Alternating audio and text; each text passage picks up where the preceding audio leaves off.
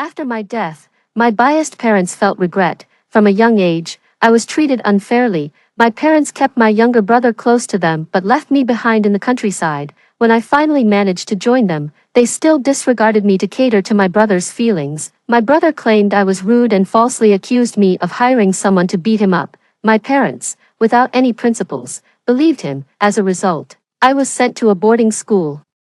With my parents' tacit approval and my brother's instigation, the teachers there subjected me to inhumane education. In the end, as they wished, I was corrected to death. I witnessed them disposing of my body in the deep mountains, the most remote part of the city. Unexpectedly, my consciousness lingered, counting the days. I had been dead for 3 days. I wandered aimlessly and found myself back at the Smiths' home. Coincidentally, they were all back from a trip where they took Weston to the seaside for his birthday. Without me, they cheerfully described the cruise scenes I had never seen in my life. I stood silently next to them, listening to my sister Sarah complain, "Hasn't Jasper come back yet? I'm starving. I thought we'd have a meal ready when we got home." Mom frowned and called my name a few times, but no one answered. "He's not at home again. Didn't school break start a few days ago?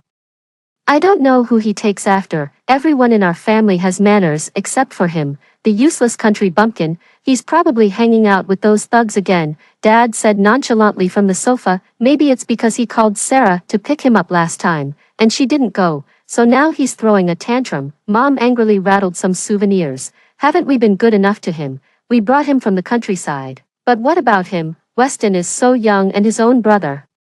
He should be caring for him. Weston has been trying to accommodate him, but he ended up getting hurt by Jasper and his thug friends, and Jasper even had the audacity to claim it was Weston's own doing. I wish I had never had this son." I shivered, staring at my mom as Sarah tried to smooth things over. "Let's wait for Jasper to come home, and then we can discipline him. If it comes to it, we can send him back to the boarding school for a few more months." Mom still felt unsatisfied and said viciously, "I really hope the boarding school gives me back a well-behaved and sensible son. With his attitude, I dare not take him anywhere." Looking at my mom, her utter disappointment in me, I lowered my eyes, suddenly remembering the time I was still in the countryside. I had become seriously ill, and treatments in the local town weren't helping. Not wanting to disturb my parents' work, I endured without calling them. Eventually, they somehow heard about my condition and told me to hang on. They would come to take me to the city for treatment soon. I waited eagerly, through the falling snow, but they never came. It was a miracle I survived. Only when I was finally brought to the city did I learn that when they were packing to come get me, Weston had a tantrum wanting to see the snow, despite their son suffering from a serious illness in the countryside. They couldn't resist Weston's persistence and took him to the north for enjoyment. They had such a good time that upon returning home, they hardly remembered their son who was eagerly awaiting their return. If they didn't care about me, their son, why did they even bother to have me? Soon it was dinner time, and the table was laden with aromatic seafood they brought back from the seaside. The mother lovingly peeled shrimp for Weston, and even the father inquired with a smile whether he enjoyed the meal. Sarah frequently glanced at her watch, her tone revealing displeasure. "Jasper is out all night again. Such a lack of discipline. Weston would never do that." The mother raised her eyebrows and spoke harshly. "When does he not behave like this? I've told him that since he has come here, he needs to act sensibly, but he just doesn't listen and even brought his bad habits from the countryside." Sarah sighed. "If only we had brought him here earlier, he might not have developed these bad habits." The mother disagreed. "He was already spoiled in the countryside. Bringing him here earlier wouldn't have helped, and it might have even led to more bullying for Weston. The only hope now is that the reform school will set him straight." The father coughed a few times, his tone impatient. "Why even mention him? Don't want to corrupt Weston. Let's eat." I couldn't bear to listen any longer and drifted aimlessly to the storeroom. Since Weston disliked me, this storeroom, being the furthest from Weston's room, had become my space. Observing the unfamiliar setup of the storeroom, not a single item belonged to me. I then recalled that my mother had converted this room into Weston's wardrobe, expressing disdainfully at the time, "Your father and I believe we've not mistreated you. And remember, Weston is your biological brother. He is unwell. And as his older brother, not only did you not care for him, but you also got others to beat him. I know it's unfair to make you stay here, but Weston is also adjusting to having an older brother. Couldn't you just accommodate him? Now, after what you've done to Weston, I am truly disappointed in you. If anything serious happens to him, you'll have me to answer to." With that, she instructed the workers to clear out the storeroom and transform it into a room for clothes and shoes. No one believed me, no one listened to my explanations, and I certainly didn't know any thugs. Seeing the walls filled with Weston's designer clothing and shoes, I realized that there was no longer a place for me in this house. The world is vast, yet I had nowhere to go. Eventually, I found myself in the kitchen. The kitchen was large, and Happy was squatting in a corner eating from a bowl. Happy was an abandoned infant I had taken in. Abandoned by his family in the mountains due to his intellectual disabilities, I found him while gathering herbs in the mountains. I named him Happy, hoping he could be happy every day, just like me. During the endless days waiting for my parents to come for me, only Happy kept me company. We kept each other warm, filling the long, lonely hours. He knew to naively squat by the river in the freezing weather, waiting to catch fish. When my parents finally brought me to the city, I brought him along. Weston, who disapproved of his mental issues, never allowed him at the table, so he ate leftovers in the kitchen or slept in the kitchen or an outside pavilion. Although simple-minded, he was well-behaved. He never stole food even when hungry, but Weston still disliked him. Influenced by Weston, nobody seemed willing to show him any kindness. After meals, I usually came over to chat with Happy, even though he couldn't quite understand. He sensed my mood and would gaze up with his bright, wide eyes. Clumsily patting my back with his small hands, I squatted beside Happy, watching as he eagerly waited by the door for me, but I could never speak with him again. It had been a long time since he last saw me. Happy must have been missing me. He sat huddled in a corner of the kitchen, starting to whimper softly at first, then louder and louder until it alarmed the Smith family. Hearing the noise, Happy stumbled to the kitchen doorway and saw Sarah. He tried to speak, bro, but his father, frowning, scolded him to stop the noise. "I'll lock him up in that outside room in a moment." After his father left, Sarah came over, grabbed Happy by his shirt to take him away. Weston, with a smile, said, "Sis, you must be tired after just getting back. Let me handle this. You go get some rest." Sarah eventually left. Watching Sarah disappear, Weston put on gloves, disgustingly dragging Happy out to a small outside room. With a thud, Weston dropped Happy on the floor. Holding his head in pain and grimacing, Happy still looked up at Weston with a naive gaze and murmured, "Bro, I'm not your brother, you little beggar." Weston grabbed Happy by his unkempt hair, causing pain on his scalp as Happy flailed his arms and legs, avoiding hitting Weston. Weston looked at Happy with disdain and slapped him across the face. When Happy cried out, Weston quickly stuffed a rag into his mouth to silence his cries and then threw him down like trash. Forcing him into a corner, squatting in front of Happy, Weston's face twisted into a grimace as he continued to slap him. "You're a little beggar. Jasper is the big beggar." "Huh, what a pair. What is Jasper?" "Some nonsense, worthy of being my brother, making me a laughingstock at school. How come that scum didn't die back in the countryside? Truly disgusting." Happy's cheeks quickly swelled and reddened, and the rag in his mouth showed faint traces of blood. Watching Happy curled up half dead in the corner, Weston smiled and then viciously kicked Happy in the back before leaving. I shakily reached out to touch Happy's head, but my hand fell through. Happy was taken away by Weston. It was because he had crawled under Sarah's skirt, frightening her, but it was actually Weston who had snatched away the cloth doll I had given to Happy and spitefully threw it at Sarah's feet. That doll, which I had hand-sewn for Happy back in the countryside, was treasured by him, and Weston, merely as a cruel prank, had tossed it at Sarah's feet. Happy, with his limited understanding, ran quickly and dove at Sarah's feet to retrieve the doll, startling her into screaming. Weston then grabbed Happy by the neck and threw him aside. Instinctively, I tried to dive to the ground to cushion Happy's fall, but he passed right through my body, hitting the ground hard. The injuries from Weston's earlier beating hadn't yet healed. Happy immediately winced in pain from the fall. Sarah pulled out her phone, frustrated, and dialed my number only to find it was turned off. Weston chuckled, his tone leisurely and slightly regretful. "I wonder if Happy is influenced by Jasper, even at such a young age. He knows how to flip up girls' skirts. He's just a fool who only knows to do that." One can only imagine Jasper's usual behavior. Sarah stepped back in disgust, distancing herself from Happy. Clueless, Happy stood aside, unable to understand their conversation. "Really, Jasper, picking up a fool like that?" Sarah frowned. A glint flashed in Weston's eyes as he suggested, maybe we should just send Happy away. With his character, who knows, he might sneak into my sister's house one day. Sarah was still hesitant. There are plenty of people who can't have children who would surely treat Happy well. Definitely better than continuing to learn bad habits around Jasper. Eventually, Sarah agreed to Weston's suggestion. After Sarah left, Weston kicked Happy to the ground, his eyes full of mockery. Don't worry, little fool, I'll find you a good place. Beggars belong in a beggar's den. And with that, Weston severed my only connection to the Smith family. I've been dead for 10 days. Yet the Smith family hasn't even thought to look for me. Everyone speculated that I might have run away to avoid punishment. Even my mother grew increasingly disgusted with me. Better off without this son.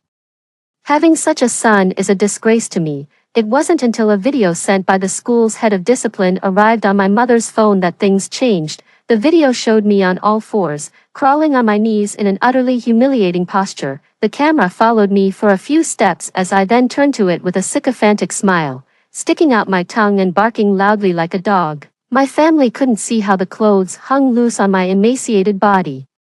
Nor could they see the cattle prod that kept appearing in the frame. All they saw was the eldest Smith son behaving like a dog, fawning over someone else's trouser legs. Turn it off, my father, red-faced with anger, growled at my mother to shut off the shameful video. After turning off the video, she played a voice message from the head of discipline. That voice, which I heard day and night in that isolated school, was often accompanied by terrifying punishments, whipping me with a chili-soaked whip or shocking me with a cattle prod until my whole body convulsed.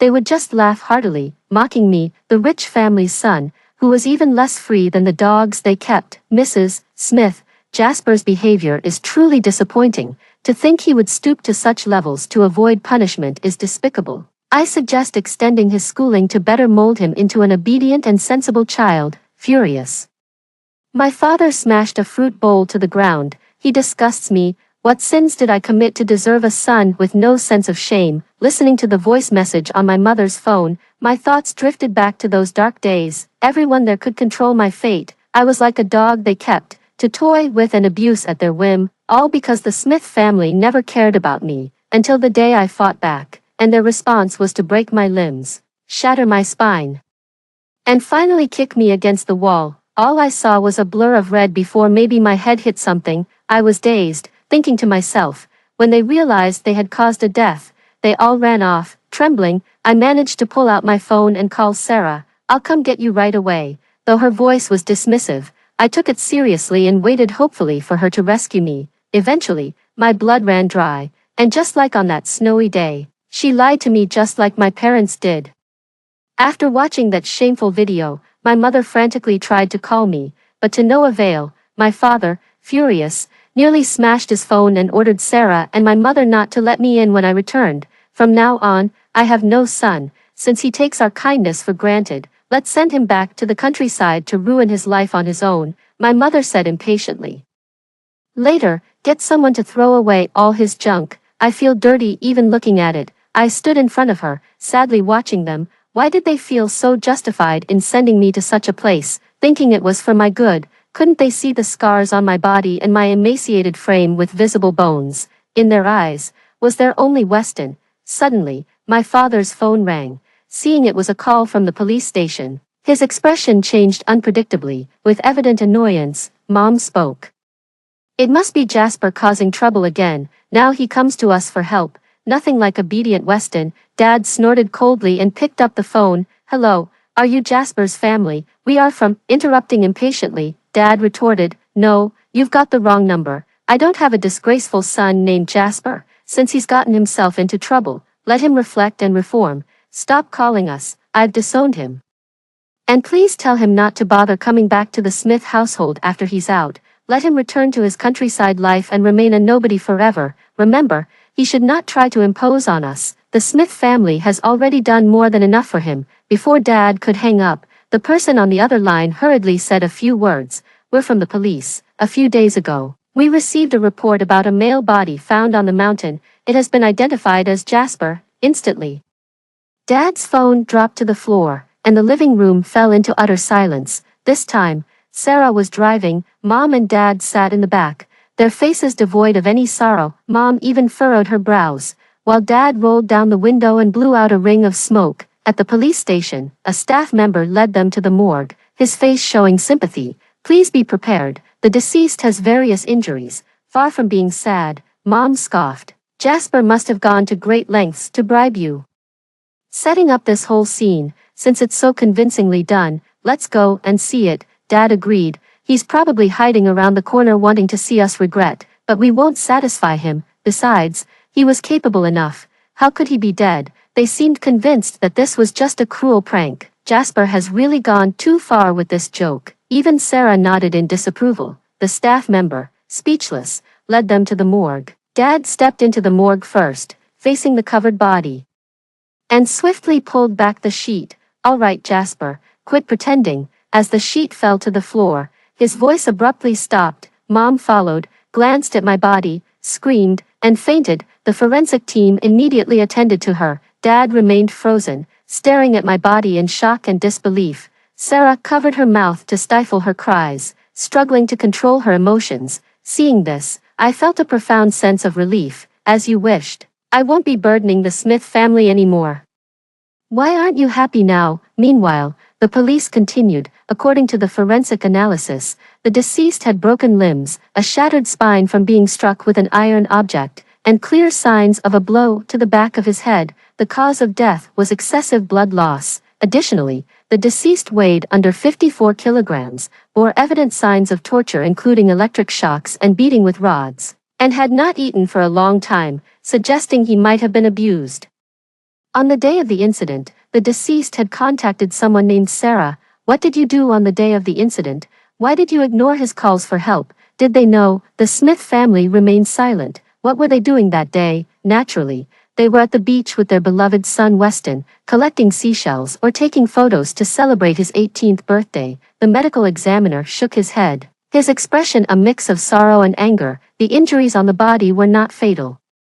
He could have survived if he had received prompt medical attention. Unfortunately, no one came to his rescue, and he ultimately died from blood loss. Sarah stumbled and fell to the ground, utterly devastated. After waking up, the mother listened blankly to the medical examiner's reproach and suddenly burst into tears. Sarah, it wasn't Jasper, was it? How could someone as capable as him die? Just last month, he fought with Weston. How could he have been abused? She clung tightly to Sarah's arm, shaking it vigorously, hoping for Sarah's denial. Sarah was speechless. The mother suddenly lost her strength, let go of Sarah, and staggered outside. The father gently pushed Sarah, looking a decade older. Follow your mother, don't let her do anything foolish. I'll handle things here. I followed my mother back to the Smith's house. She was mumbling something under her breath as she grasped the doorknob of the pantry, pulling open the door with hope. As she laid eyes on the wall full of Weston's shoes, the light in her eyes faded. It was just like how I lay on the cold floor, barely alive, clinging to hope for a day and a night, only to end up not waiting for their return. She, too, experienced that transition from hope to despair. Sarah, out of breath, caught up with us. Mom's eyes lit up again and she quickly grabbed Sarah. Where are Jasper's things? Sarah hesitated, her lips quivering. They were thrown out. Mom staggered, nearly falling to the ground. Before Sarah could speak, Mom let go of Sarah's hand and rushed to the courtyard. When Sarah found Mom, she was standing dazed in front of the door to the small room where Happy had been kept. Where is the child Jasper adopted, the one called Happy? Seeing Sarah hesitate to speak, Mom urgently grabbed Sarah's wrist, her voice anxious. Where did he go? Jasper loved him the most. We must take good care of him so Jasper won't worry. Tell me, where is Happy? Sarah, as if waking from a dream, quickly took out her phone. Happy was sent away by Weston. I'll call Weston right now. Mom watched full of hope as Sarah opened her contacts, but before she could make the call, the police station called. Sarah hesitated, looking at Mom, bewildered, then ecstatic, said, "Answer it. They must be mistaken. Jasper must be alive. Answer it." After the call connected, a hesitant police voice came through. "Hello, are you a relative of Happy? We received a tip-off. Busted a human trafficking ring, and rescued a child. After verification, we confirmed he was adopted by your family. If possible, could you come to First Hospital now? The child's condition is not good." My heart skipped a beat. and I urgently followed them to First Hospital. Mom nearly sprinted to the hospital room but was politely stopped by a doctor. The child was just given a sedative. Are you his relatives? Sarah, supporting Mom, trembled as she said, yes. The doctor looked at Mom with pity. The child's life is not in danger, but his limbs were severed and his tongue too. Mom couldn't hear anything else, mechanically walking into the room, her fingers trembling as she pulled back Happy's blanket. Happy lay quietly on the bed, his sleeves and pant legs empty, his forehead wrapped in a bandage, his face covered in bruises. The police continued speaking. Human trafficking has become too rampant to make money off the children and to prevent them from seeking help. They went so far as to, Mom didn't have the courage to listen further, fainting to the ground. I sniffled, stroking Happy's hair. It was my fault for bringing him to the Smiths, after ensuring Mom was settled. Sarah sat numbly on a hospital bench, lost in thought. After a while, I heard Weston's voice. Weston, I got hurt trying to back you up. You can't just ignore me. All right, I'm here to handle your medical bills now. And, by the way, what's up with that idiot? Weston was smoking in the hallway, fiddling impatiently with his phone. Next to him was Jason, wrapped in bandages, nodding and bowing in a way that just happened to block Sarah. Sarah overheard the conversation. She sat stiffly on the bench, holding her breath. She clearly knew who Weston was referring to as the idiot. Hey, I handed him over to Tiger Bro. Heard Tiger Bro crippled the fool and made a good sum off him too. Tiger Bro was the leader of a human trafficking gang, now locked up in prison. Weston laughed with a touch of pride. This idiot, just like Jasper that mutt, doesn't deserve to be in the Smith family. Weston, I heard you have an older brother. Weston stubbed out his cigarette and glared at Jason. A country bumpkin deserves to be my brother, just like him, trying to compete for affection. Mom and Dad will always love me the most. Last time, after the fight with the guys next door, I got a bit hurt. I merely hinted, and Mom immediately assumed he was to blame and sent him away. His only use at home was to cover up for my fight wounds. I just have to say the word, and my parents would believe me. Enough talk.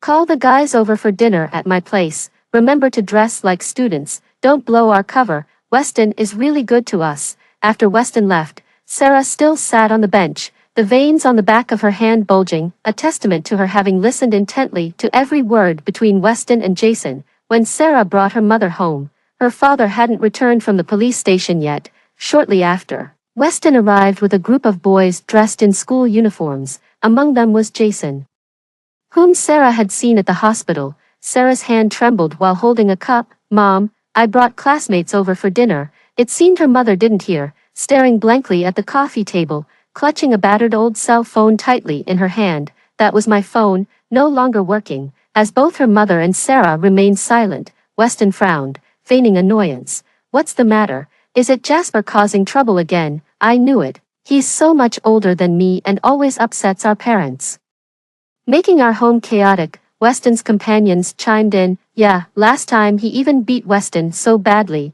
Exactly, we wanted to help Weston, but he said that's his brother and told us not to intervene. He often extorts money from Weston too. He's just morally corrupt, ungrateful at all. Weston gave them an approving look, which Sarah noticed, but she didn't join in. Suddenly, her mother stood up, not echoing Weston as usual. Confusion, then pain crossed her face. She grabbed her hair harshly and pointed at the group, exclaiming, "Nonsense, Jasper isn't like that." The group was startled, exchanging glances and whispering among themselves. Weston, feeling a blow to his pride and noticing his mother's almost crazed demeanor, his eyes flickered with disgust. What's wrong with Mom? Sister, help Mom upstairs to rest. Don't scare my friends. Sarah remained silent, silently helping his mother up the stairs. Weston remained indifferent and continued playing with his rowdy friends until evening. Sarah found herself zoning out more frequently. She sat in the pavilion, watching Weston eagerly bid farewell to the gang of hooligans. Soon after, a figure appeared at the entrance. Sarah's eyes widened slightly. It was my nominal guidance counselor, the same person who had sent the video to my mother. Seeing him, Weston visibly panicked. Looking around nervously, Sarah turned her body slightly, avoiding Weston's gaze. Unseen by Weston, she breathed a sigh of relief and lowered her voice. What are you doing here? The guidance counselor gestured for money. I'm out of money. If you have no money, why come to me? Weston snapped. The counselor chuckled nonchalantly. You out of money? Just howl a bit, and your parents get all worked up. Give me 200,000 yuan, transfer it to my account tomorrow. Weston's eyes widened in shock. 200,000? Are you insane?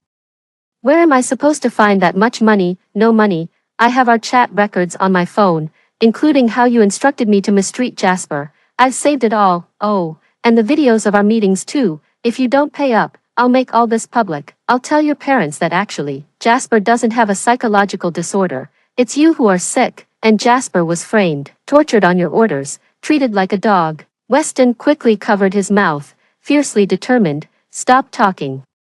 I'll give it to you tomorrow. As Weston watched the person leave, he breathed a sigh of relief. After looking around nervously for a moment, he picked up a rock from the roadside and smashed it against his own forehead. Sarah covered her mouth to stifle a scream, unaware of what had just transpired. Weston, clutching his wound, returned to the living room. His father was comforting his mother on the couch. And when she saw the blood on Weston's forehead, she immediately became anxious. Weston, what happened to you? Is it serious? Quick, bring the first aid kit. Weston, tears streaming down his face, held his mother's hand and said, Mom, my brother, he just hit me at the door and demanded I give him 200,000. When I said I didn't have it, he hit me. Mom, Dad, he is still my brother. I can't bear to see him like this. Maybe we should just give it to him. Weston didn't notice the increasingly tense atmosphere in the living room as he continued to shift the blame.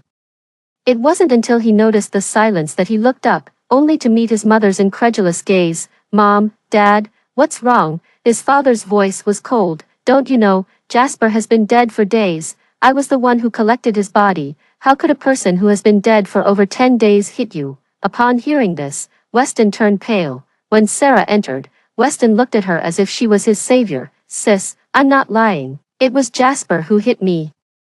Normally protective and biased towards him, Sarah didn't defend him this time but stared intently at the mobile phone in his pocket, then snatched it away, holding his phone tightly, her voice somber. Sarah asked, Weston, did Jasper really bully you? A flicker of guilt passed through Weston's eyes as he feigned anger.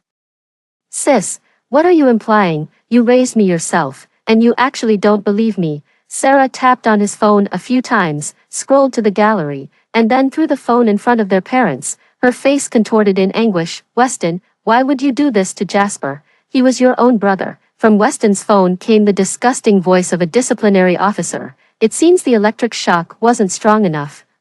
Still won't admit you're a dog.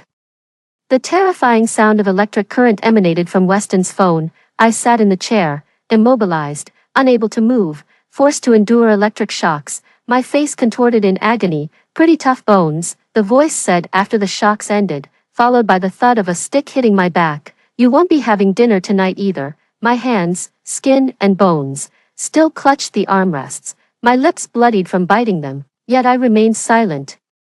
My mother wailed and hurriedly turned off the video. As she watched the numerous videos of my torture in Weston's gallery, tears streamed down her face. How could this be? Weston was shocked for a moment but then composed himself. So what if I don't acknowledge that mutt as my brother? He's dead anyway. I'm the only boy in the family now. You can't possibly ask me to pay with my life, can you? Faced with Weston's slightly smug expression, Sarah pulled out a fruit knife from her pocket and suddenly stabbed it into Weston's stomach. Instantly, chaos erupted in the Smith household. Weston was urgently admitted to the hospital. He insisted on reporting Sarah, and the evidence was conclusive, resulting in Sarah's imprisonment. As a result of Sarah's exposure, the so-called school that promised to discipline children was shut down, and all involved were arrested. Lying in his hospital bed, Weston watched in horror as his mother injected air into his foreline. His mouth was covered by her hand, silencing any sound he might make. Initially, your father and I planned to set out with Sarah and Jasper because you had just been born and were not in good health. We thought about giving you to someone else. However, Jasper felt that you needed your parents more than he did, so he voluntarily stayed behind in the countryside to let us take you with us. Weston, I truly regret it now.